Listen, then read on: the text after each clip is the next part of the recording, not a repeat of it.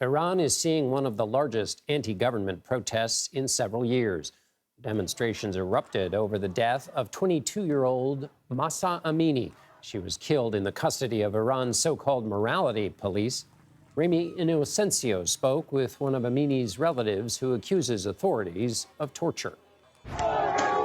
Women raging against rigid Iranian law, illegally removing their head coverings and burning them. Men joining them to protest a regime they all denounce as repressive. These are the biggest riots to rock Iran since 2019. At least 75 people have been killed, says a human rights watchdog. That number expected to rise. These demonstrations driven by the death of 22-year-old Mahsa Amini. The country awaits a final coroner's report. Her father says she was beaten by morality police, enforcers of Iran's strict dress code. Her head covering reportedly too loose. She was tortured, according to eyewitnesses, says Irfan Mortezai, Mahsa's cousin living in self-exile in Iraq. She was tortured in the van after her arrest, then tortured at the police station for half an hour, then hit on her head and she collapsed. This was her burial in western Iran. Thousands paid respects. Protesters have even stoned images of the supreme leader, Ayatollah Ali Khamenei. If you could tell the Ayatollah one thing, what would it be? The old dictator is in his last days, he said. Iran's government is also accusing the West, especially the United States, of fueling protester fury. The foreign ministry says Tehran will respond to so-called American violations of its sovereignty. John? Ramy Inocencio in London, thank you. For more, I'd like to bring in Karim Sadjadpour. He's a senior fellow at the Carnegie Endowment for International Peace, where he focuses on Iran and U.S. foreign policy towards the Middle East. Karim, it's good to see you. Iran saw major protests in 2019 and also in 2009. Put what's going on right now in the context of those past events. You know, John, there has long been a large reservoir of discontent in Iran, political, social, economic, and oftentimes it just takes a trigger, a spark to set off national uprisings. And this latest spark was the killing of a young girl for showing too much hair, an idea which sounds so antiquated in most other countries in the world, but in Iran, women are still required to show their hair. And it's a very old government in terms of, the age of Iran's leadership. Most of Iran's senior leadership are octogenarians, and it's a very young society. And so this is a tension which the Iranian government really can't reconcile. In the past, the response has been violence, a violent crackdown to the street protests. So assess for me, Karim, if you would, the likelihood of these three options: a violent response, some kind of concession, or third option is some kind of meaningful change.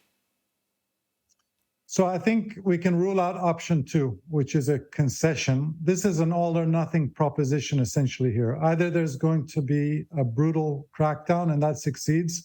And frankly, there's a 4-decade history of that, of the government brutally repressing popular uprisings. Or I think you will see the system, potentially collapse as we saw in the Arab uprisings. But frankly, we have to be realistic that the odds are against the protesters in Iran because you have a regime which is highly armed and highly organized and willing to kill en masse to preserve its power. And you have a society which is unarmed, unorganized, leaderless. And, the protesters in Iran, among other things, John, they're trying to separate mosque and state, not join mosque and state.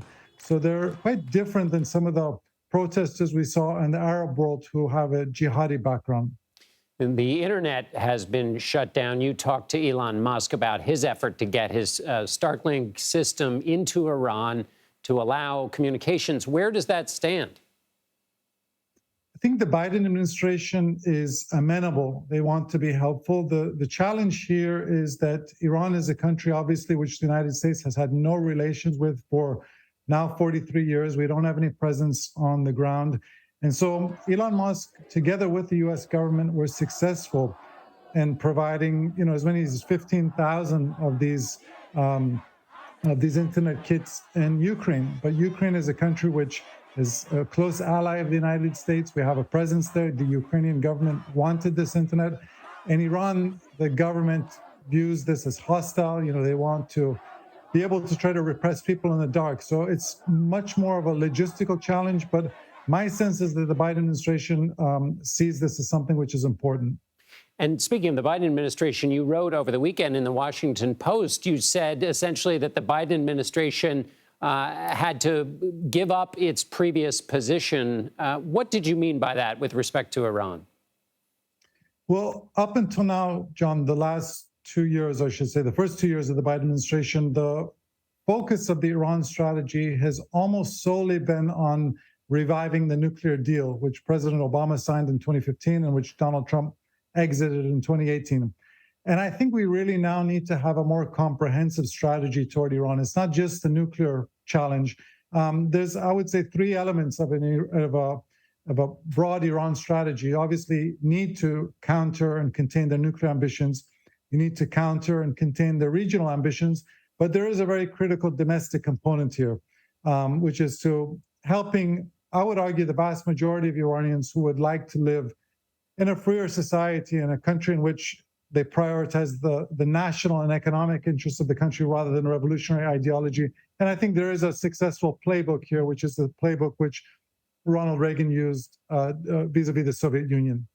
And just briefly, Karim, you don't think that, or I should say, do you have a sense that the administration, the Biden administration, is going to speak out more forcefully or play a more forceful role in that second domestic element that you talked about? I do think you will see that, and you've already seen more than during the Obama administration. During the Obama administration, when there was the uprising you mentioned in 2009, I think the Obama administration was worried that by voicing support for these protesters, they may undermine their cause. But I think the Biden administration realizes whether we do nothing or we're very supportive, the regime in Iran is still going to label these protesters as American and Zionist lackeys. All right, Karim Sadjadpour, thanks so much for being with us. Thank you, John.